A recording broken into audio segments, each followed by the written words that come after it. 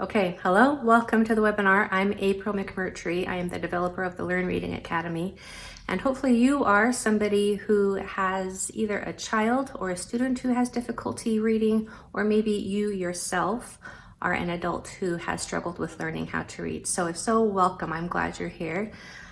You are in the webinar called Why Can't I or My Child Read? And we're going to address that question today. Plus, I will offer you several what to do next recommendations. So welcome, and let's dive on into the slides. Okay, so you have probably joined me today because you are wondering why reading comes so easily to some people and yet other people struggle so much. Maybe you are the one who has struggled, or maybe it is your child or somebody that you know, and you just don't get it because they seem and they are so intelligent that you would think that they would be able to read easier than they do or they can. You would think that they would pick it up as easily as they pick up other things. And so you are probably very confused about why this is happening. Why is the struggle so real for so many people? So today we're going to talk about 5 major reasons why that is. So just a little bit about me, first of all. As I mentioned, I am the developer of the Learn Reading Academy, but before that, I have been a professional educator for over 25 years. I got a degree at the University of Nevada, Las Vegas in education with an emphasis in reading and language arts. So I am a teacher, and I have worked as a reading specialist in the public school system.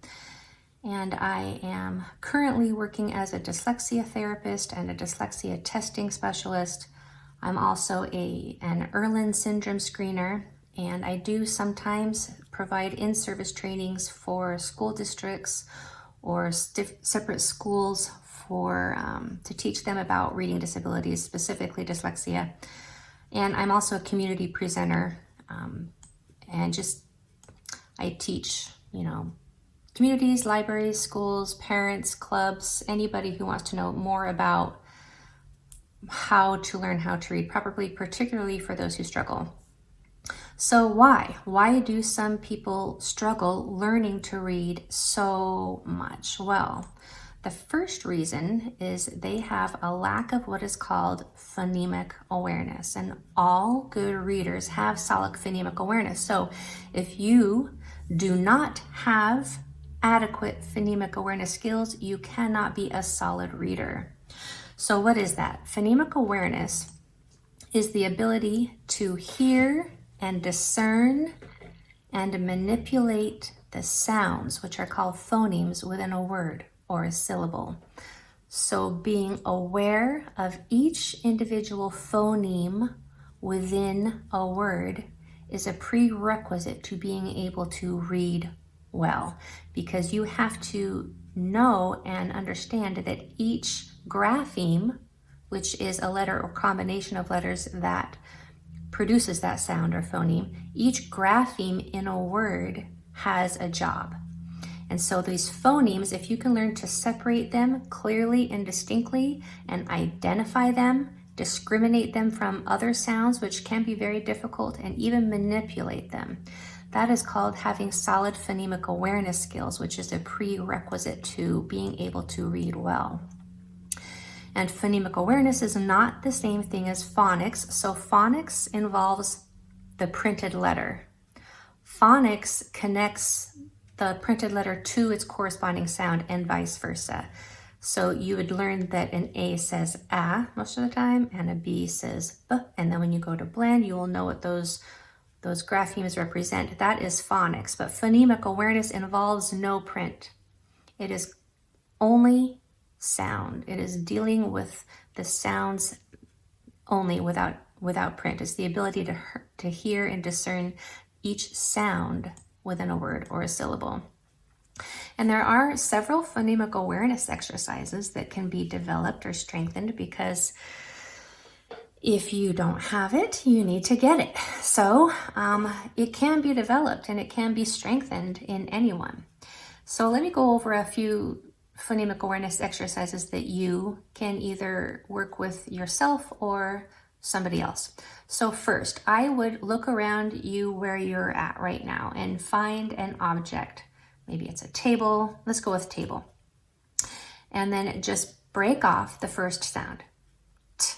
So that might be easy for a lot of you, but some might think that the first sound in table is te or ta. But actually, the clear and crisp phoneme at the beginning of table is simply t.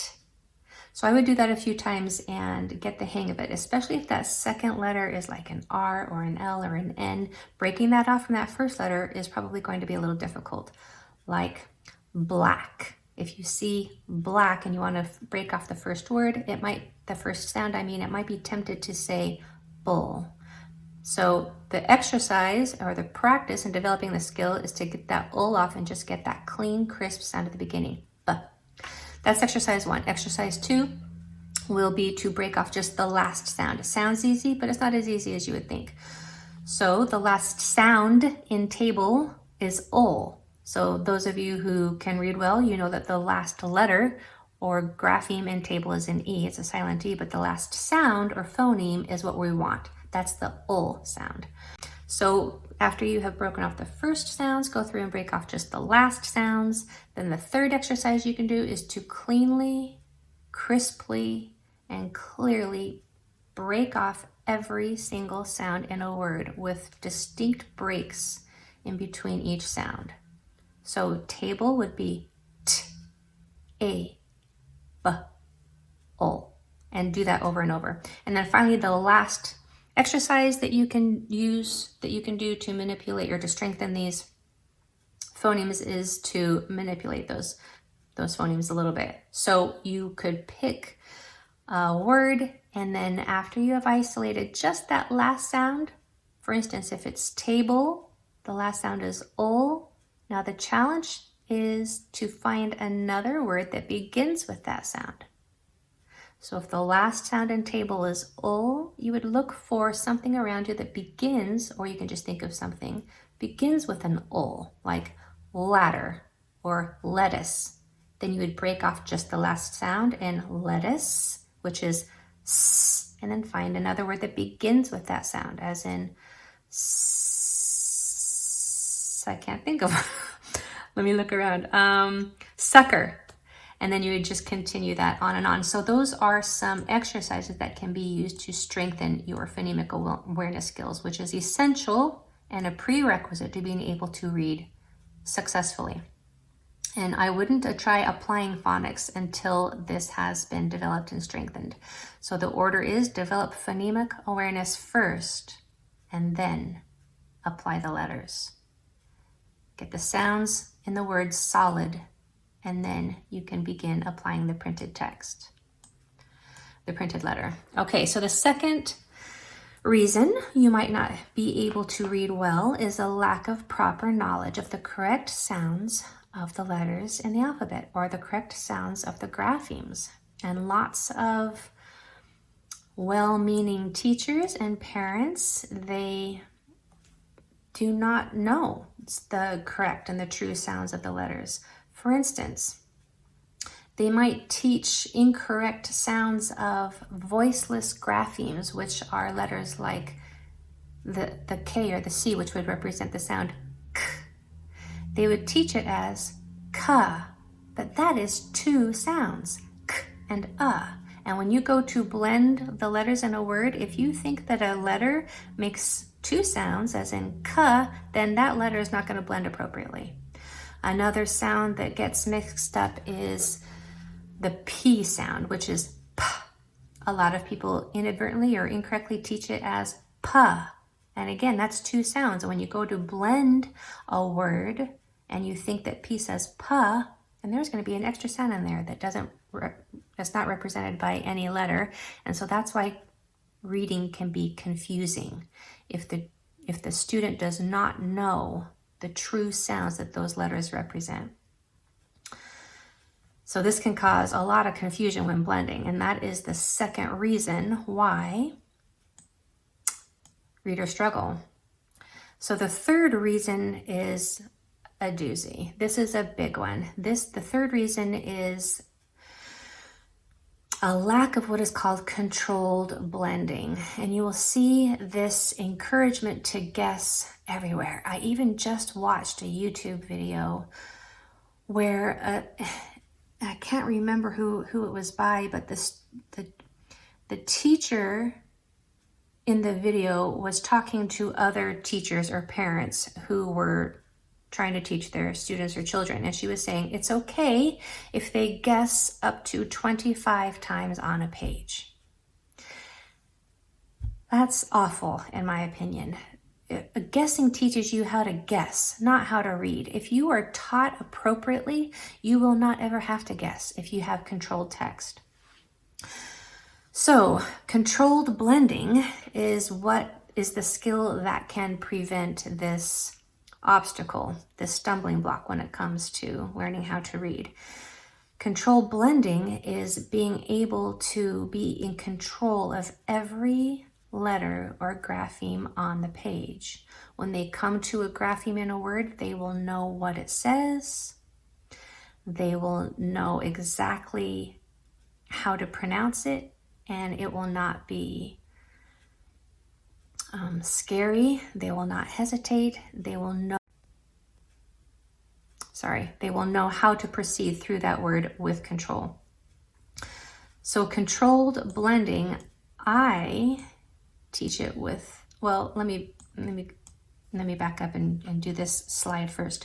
So the most common errors that a student will make will probably involve the letters L, N, and R, consonants, and the vowels I, E, and U.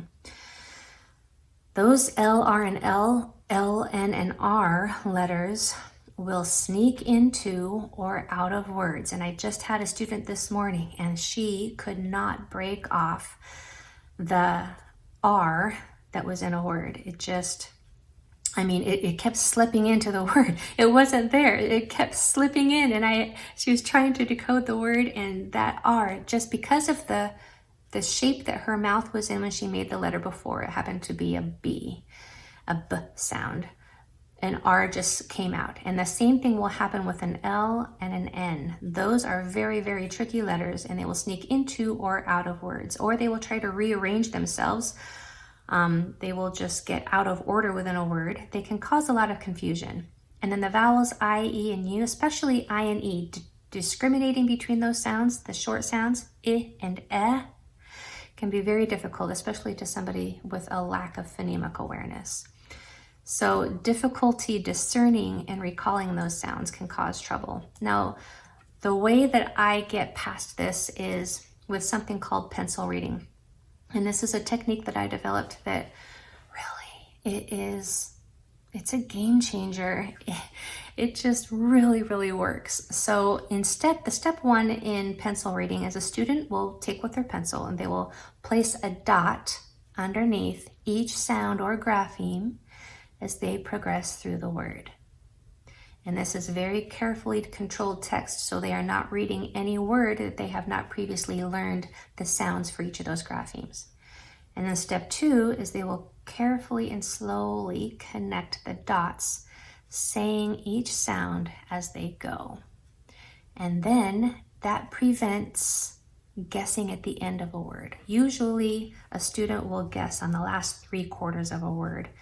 But if you can teach them to connect those dots, saying each sound as they come to it carefully and slowly, then this helps them to blend to the end. And then they will be able to read the word successfully. But pencil reading must be used with controlled text. So controlled text is, am I missing a slide here? Well, I'll be sure to put that in. Okay, so controlled text, let me just describe it to you, is using books or passages only that contain words that they have learned how to read, including sight words and words that only contain letters that they have learned the sounds for, and that those words and the letters in those words will only make the sounds that they have learned.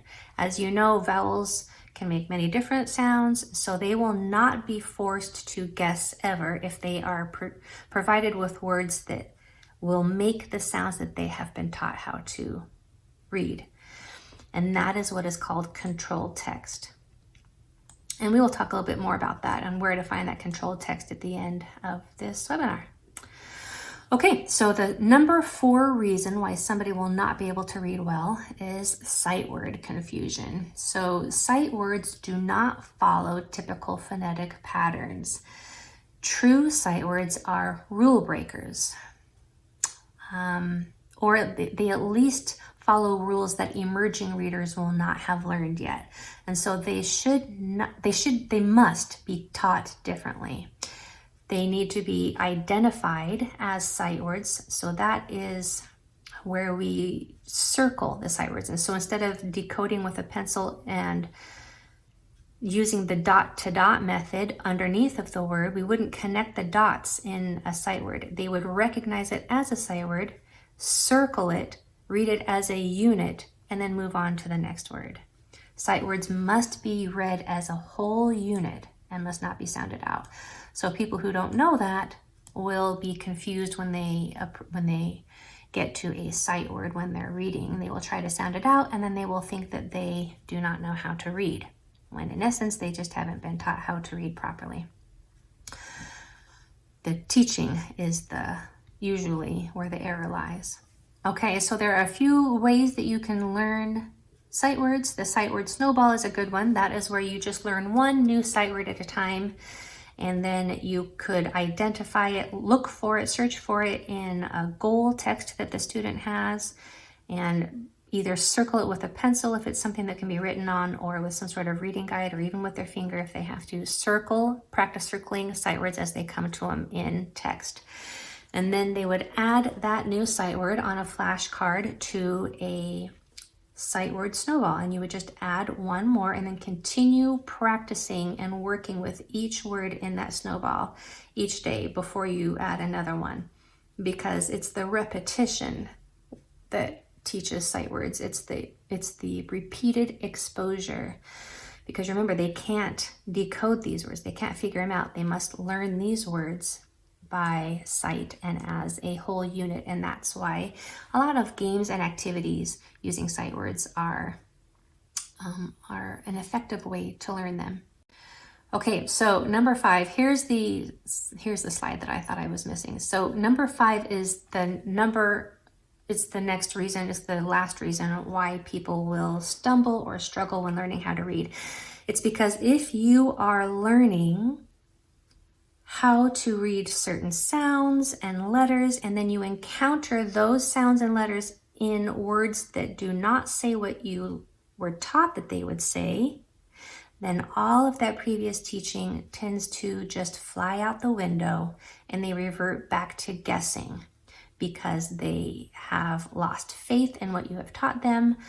They lose the integrity of what you have taught them has gone out the window, and they just begin to lose hope and faith that they can learn this. It's the text that is important. If you provide them with controlled text, which is books that only use words that the student has learned how to read, then they have a chance of succeeding, and that chance is pretty high.